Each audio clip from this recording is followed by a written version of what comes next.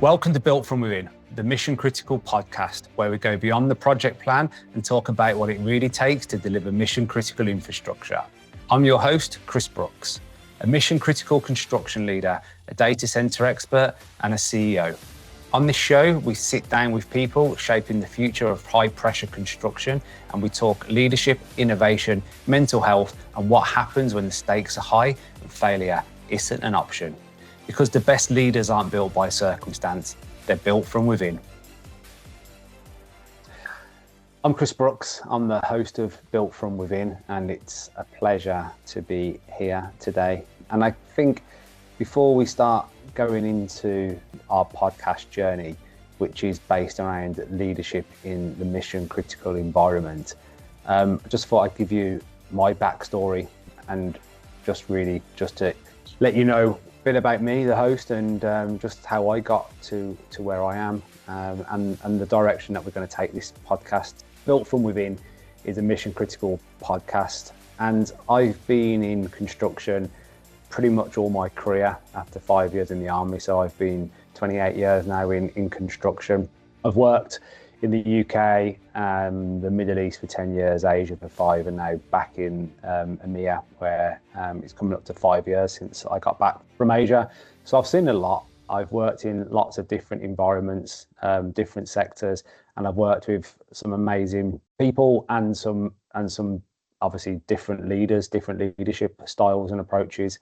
So what I wanted to do really was to use this channel to engage with leaders, people that have influence in the mission critical space, and really just get some wisdom from those people that we can share with hopefully our followers, and we're going to build our network and community. So yeah, all of that good advice from some leaders that have kind of been there, done it, and got some really interesting stories to tell.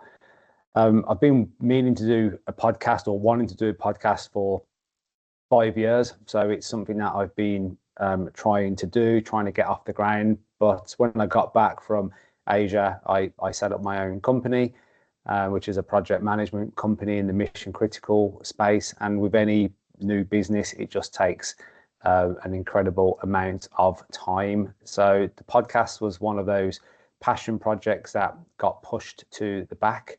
But now, as my business is stable and I've got a good leadership team around me and running that business, it gives me the chance to kind of go back and get back into this project. So hopefully my story resonates with some of you guys, and hopefully some of the stuff that I'll share today will be helpful. And yeah, it's the start of an incredible journey, hopefully. So yeah. This episode is called Boy Soldier to Executive Leader. I was a soldier.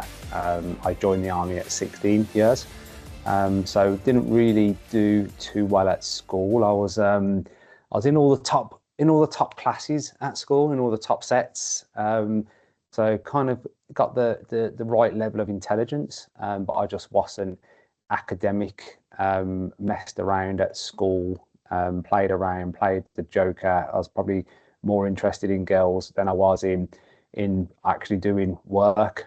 And then as I got older in school, I became a disruption to the classes. So the people that I was with in the top sets, they obviously was the smart kids that was going to go off and go to university and stuff. So I became disruptive. So they just moved me out of that tier of people and then started to move me down. So then I started to suffer, and then in the end, I just got into the wrong crowd, got associated with the wrong types of people, got involved in a gang, and that wasn't great. So that kind of like led me off the correct path. So had a few run-ins with the police, got arrested a few times, became a bit of a problem to my family, to my parents. I was dyslexic as well at school. So I guess when you actually, now we live in this world now, I'm more knowledgeable, and the whole world is, like, even things like dyslexia and depression. back when I was 16 and 48, day of recording this, it wasn't really a thing, or people didn't really know too much about it. So I guess probably I might have had a bit of ADHD. And there's things now in schools where that's picked up. So like I say, I had the intelligence, but just maybe my attention and the dyslexia that I do have, find it difficult to read and obviously to write. I struggle. So maybe I was just trying to disguise that with foolery and being the class clown.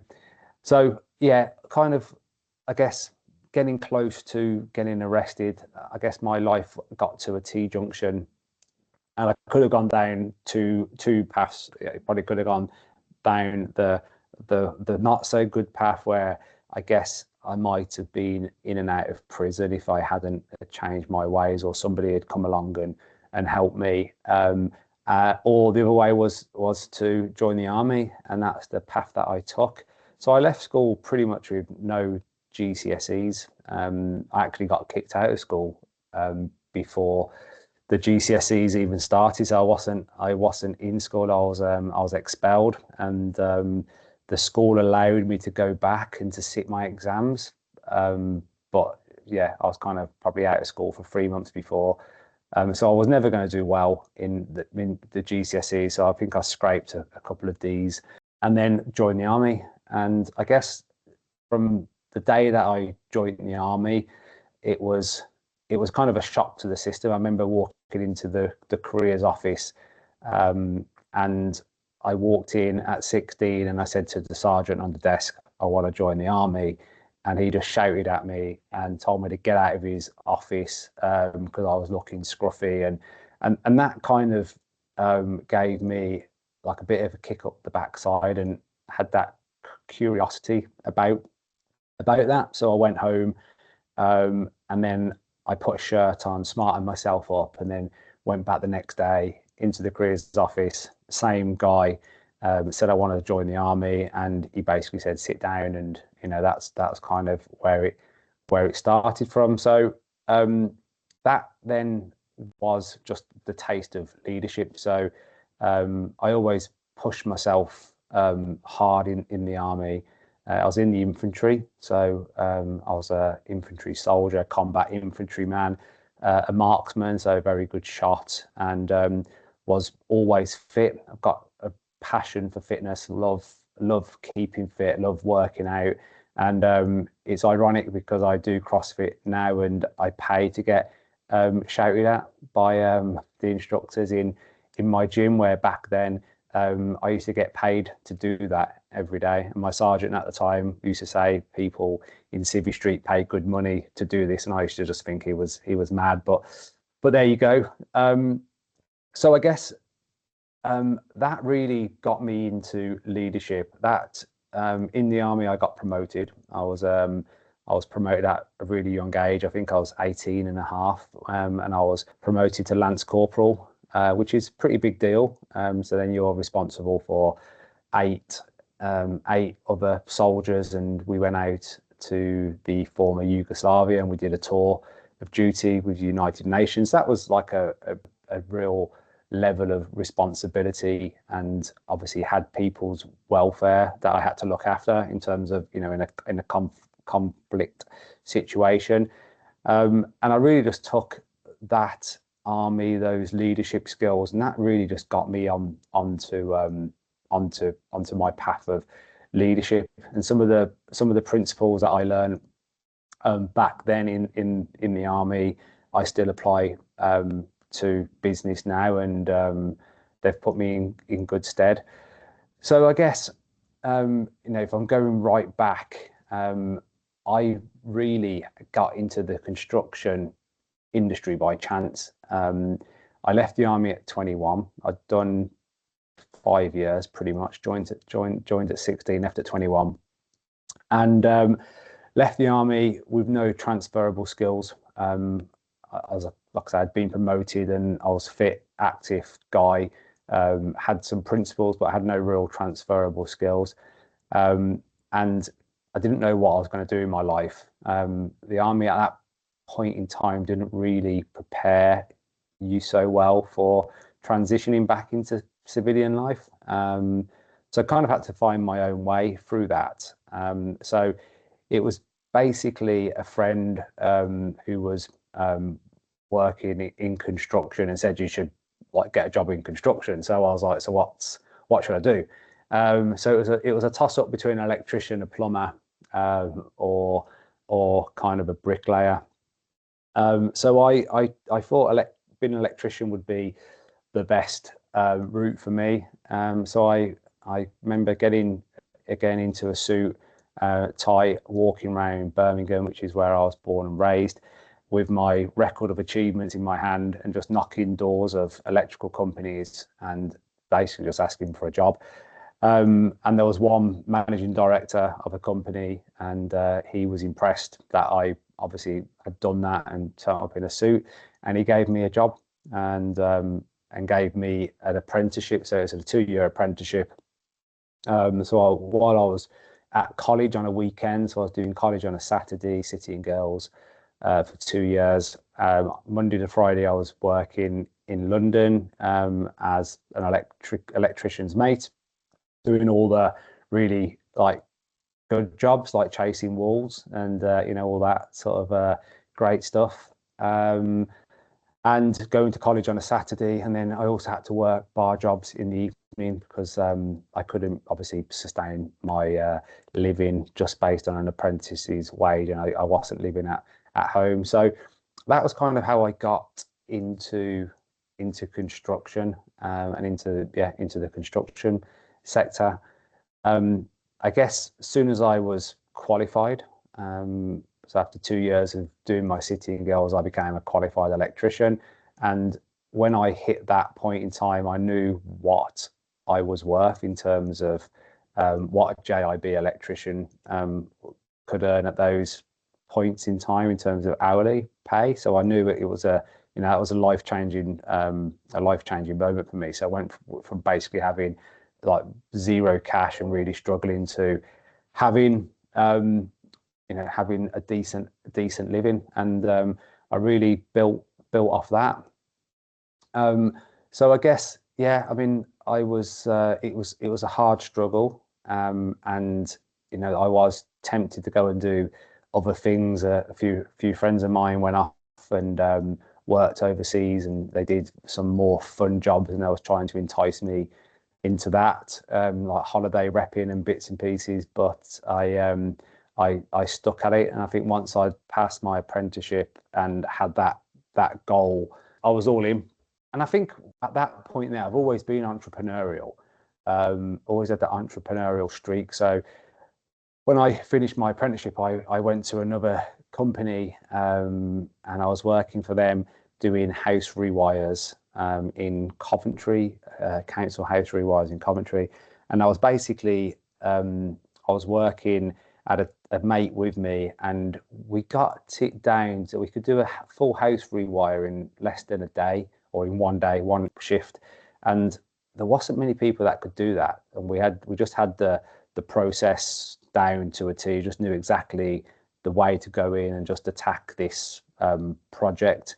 So, and there was other people that was taking 2 or 3 days to do the same amount of work. So then I spoke to my supervisor there and asked if I could become a subcontractor, because there was subcontractors obviously working alongside us, and can't remember what it was, but it was a few £100 per house. It could have been like £500 per house. So I worked it out that if I can do a house a day, I can quite quickly make some decent money.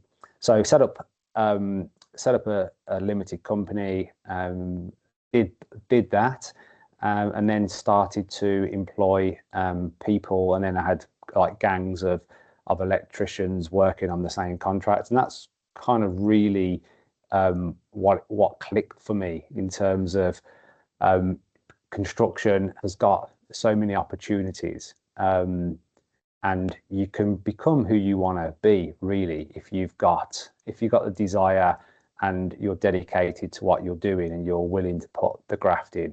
You can pretty much define your own destiny. So that is what I did for a while, and I guess that then came down to that leadership piece. So I would obviously get there in the morning, set the guys up, the different crews that I had, get them set up, and then I would just bounce around the different properties, making sure that they had the right materials, making sure that they had no problems, etc.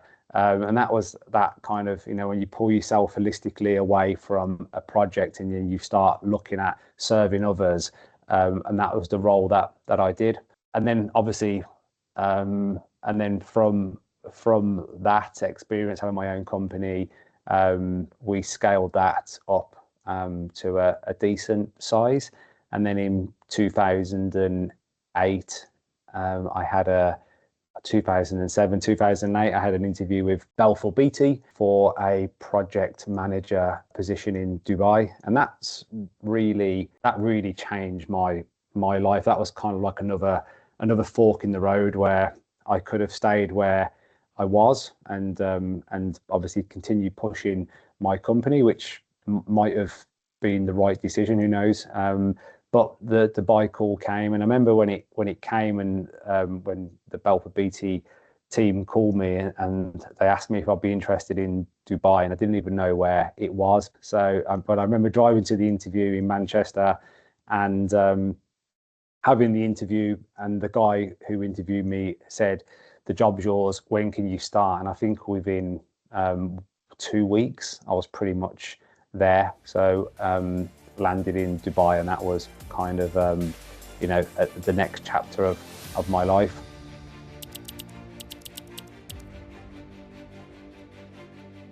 I mean, looking back at that, I was just coming up to 30, so I was kind of like, just almost 30 when I went to the Middle East. And I guess when I look back and think about how did I get there, and I do pin that back to the army and the leadership advice that I had there. And I remember there was a corporal called Corporal Jackson, who was like a real smart young soldier who was going places. He was excelling through his career. He wasn't going down the naffy, down the pub, and getting obviously drunk like a lot of people do in the army. He was dedicated in the gym. He had a nice car, Toyota MR2, I remember, in red. And he was kind of, he was somebody that I inspired, or someone who inspired me and that I admired and looked up to. So he spent a lot of time with me. And I remember one day he gave me a bit of leadership advice, and he said to me, "What sort of person do you want to be in life? Do you want to be a leader or a follower?" And there was people that I was in the army with, and they was all finishing their day job and just going down to the pub. And he goes, "You can do that if you want, or you can do something more productive, like go to the gym or do something else." So that was kind of the advice that really just set me up. So not following the status quo, having the courage to do something differently and to put yourself out there. And then, like I say, that's really served me well and has got me to where I am today. So I guess then, I'm in the Middle East. I'm now working in a completely different level to where I've been for the first sort of decade of my professional life, 20 to 30.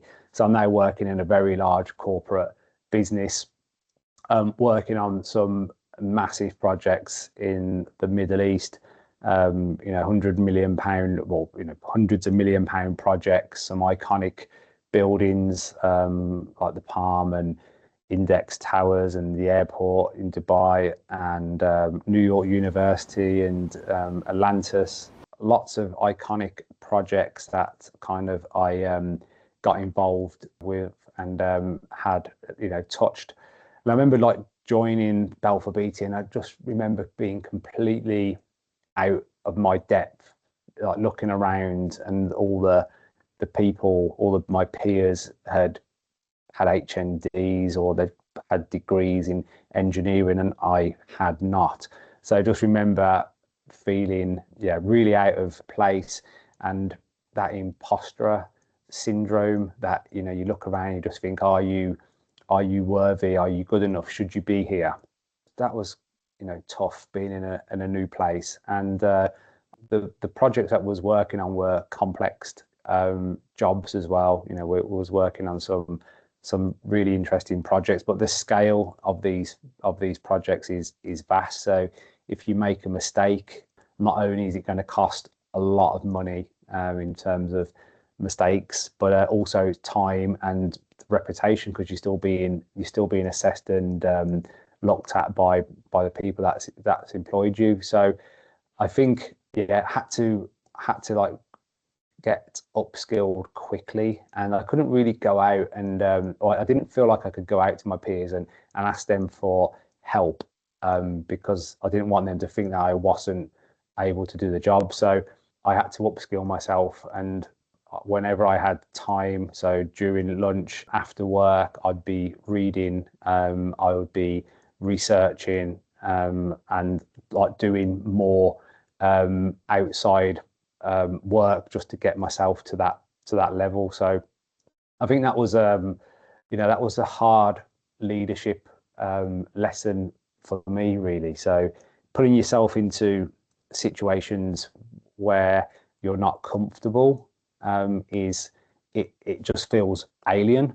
But if you don't do that, if you don't put yourself into those awkward situations, you never, never, but it's, you learn so much from that, and you have to learn quickly. And I've done that a number of times throughout my career. So, you know, comfortable, you know, comfortable's nice, but then when you put yourself out your comfort zone, it makes you sharp, and you have to, yeah, you have to like really like commit and be consistent with what you do to succeed.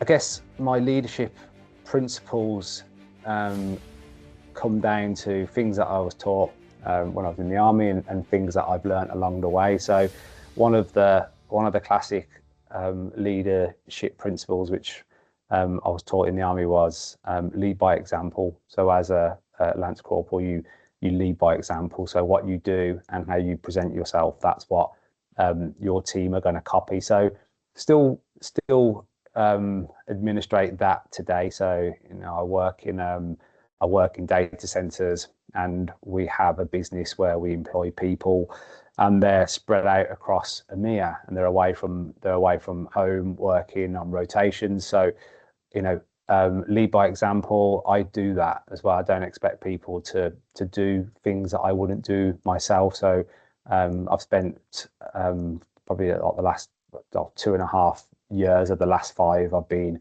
on rotation myself out in EMEA, working alongside my teams to get projects done.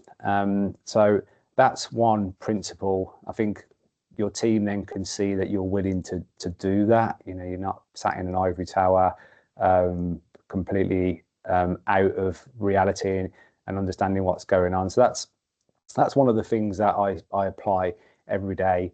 And I guess other principles really are being consistent, being courageous, and being committed. So they're probably some of the principles that I follow as well. And I think just going into those in a bit more detail. So consistency is important. So turning up in the same state of mind every day, ready to obviously do your job, be a leader, and to motivate and inspire other people. So that's hard.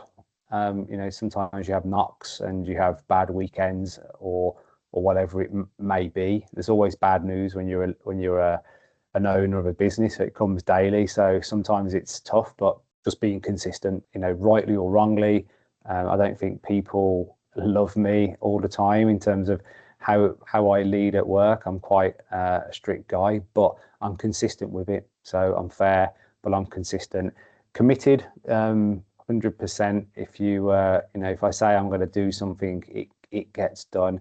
And I think that's a good sign of leadership. So if if you're going to do something and you say it, then do it. Honor those commitments. Don't say you're going to do something and then change your mind and back out because you just lose face. And courage, confidence to make those tough decisions. So it is hard being a leader. You have a lot of responsibility and you have to make tough decisions, and it's hard. You know, you have to hire, which is fine. I guess you have to like also fire, which is tough. Certainly, if you've built up, relationships with people, having the courage to say no as well, when people are pushing you to say yes. So just being courageous. It's something that if it feels right in my gut, I generally go with it. So yeah, and don't procrastinate too long. If I know a decision needs to be made, then just make it and deal with it and then move on. Looking around the landscape that I've worked in for the last probably 18 years. So since I went to the Middle East and Hong Kong and now back where I am. So, there's different styles of leadership behavior. I've worked for good leaders and I've worked for bad leaders. I think you get something from every leader, good and bad. And the good ones who I'm inspired by, I look at them and think, yeah, you're such a great leader, and what you do is so good, and you just want to follow that person.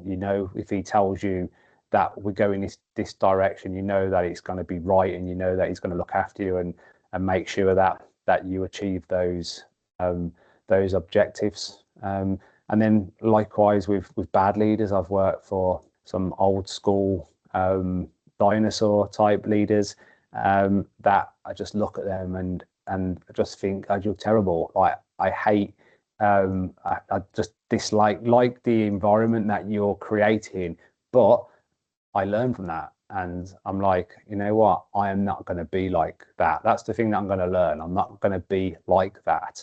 But even those bad leaders, or not bad leaders, those bad's not the right word, I guess. But even those leaders that that don't inspire me. Maybe they inspire other people because obviously they've got characteristics that I don't like. But even some of those guys, they've got good qualities, and they get things done in their own way. So I think the way that the generations have changed now as well. So we're some of the older generations have left the industry, and the new younger generations coming through, and there's definitely a change in the way that we talk, or you can talk to people. So when I was younger, there was a lot of shouting and people banging desks and stuff to get their point across, and I think that is phasing out of construction, which is good to see, and not just construction, in most industries. I think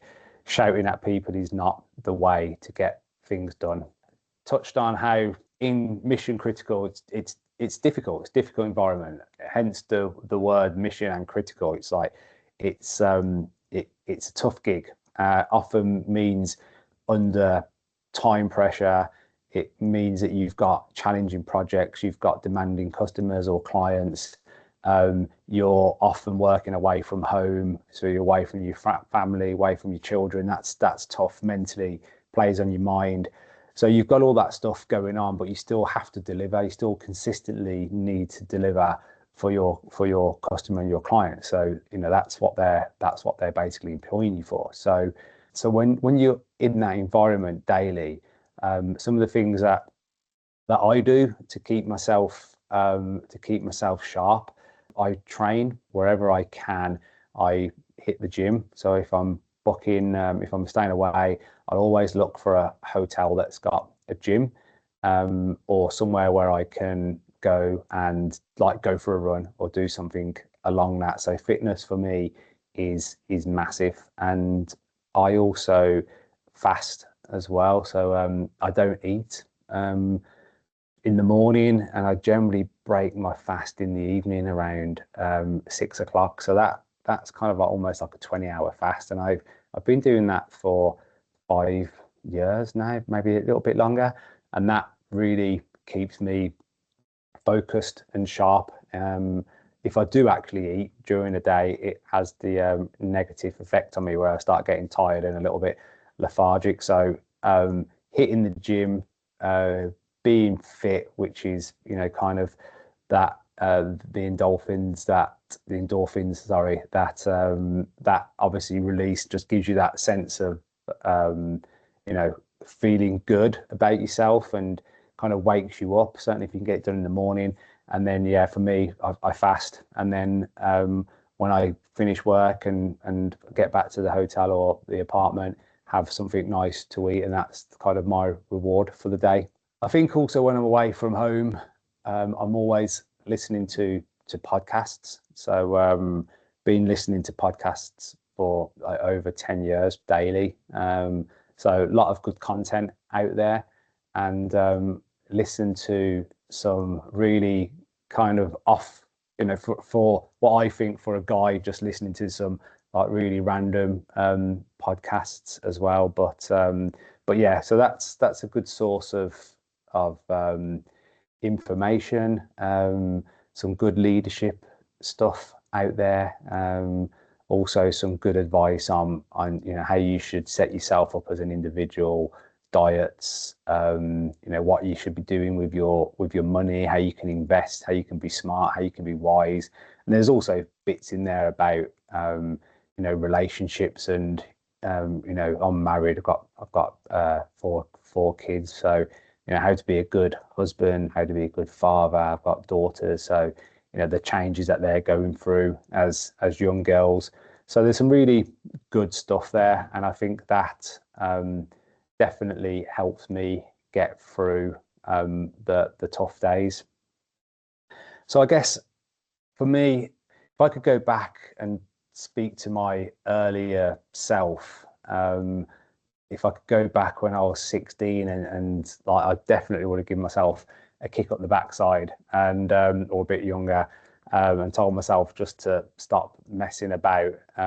But I think for people that are young and that want to get into a career of leadership, I think my advice to them would be to find a mentor or to find a leader or somebody that you admire, somebody that you look at and you see them consistently each day turning up and making a difference. And if that's the sort of person that you want to be, then start following their principles. Start doing what they do. Follow them, copy them, shadow them. And I think if you do that, you'll just learn. You'll learn how to interact with people, how to be a good leader. So that would kind of be my advice. And if you're in an environment where you don't have good leaders around you, maybe you're not in an environment where that's possible, then I guess it would be start listening to leadership podcasts like the ones that are on, you know, the ones that are out there and built from within. So start listening to these types of podcasts, listening to the advice from your peers, and then reading leadership books, which is something that I'm always doing as well. So when I'm on holiday and I'm on the sunbed chilling, I've got a leadership book generally in my hand. So that's kind of really the content of the podcast. So you know, we're going to be going through and kind of just talking to people like myself, and you know, going deep into some of the topics as we start moving on. So I guess you know, the thing for me, the main sort of like takeaway from this is we work in an environment where the pressure is high. So yeah, it's definitely a high pressured environment, and I think what I rely on to get me through those is that consistency. So you know, I've got good people around me. I've surrounded myself with good people. I've got my family behind me who, you know, I keep that in my mind. So when days are tough, just kind of think about the reasons why you're doing that. So why are we away from home at the moment? why am I doing this? What am I doing it for? I'm not doing it because I want to obviously be in a hotel with some guys from work and we can go to the pub. That's not what I'm doing it for. I'm doing it because I want to provide for my family and for my children and give them that, that better quality of life. So that's kind of what I rely on. That's what I dig into. So yeah, when it's tough, just kind of like have a goal in mind, have something in your head that is your purpose, and your mission. So yeah, hold yourself accountable to your purpose, and everything will be good. So that's it really. Coming to the end of me. So I hope you found it interesting. Yeah, obviously, there's a Hall of Greatness section that will be opening up. So the people that we're talking to, they'll be featured in our Hall of Greatness, and they'll be there forevermore. And we'll be taking the best parts from each podcast, and we'll be just making sure that those points are really pushed out there. So I'd like to thank you for listening to me and giving me the opportunity to talk about my experience and my journey. So yeah, it's an honor to be in the position to be able to be the host of Built From Within, and I look forward to meeting you on the next episode. Thank you.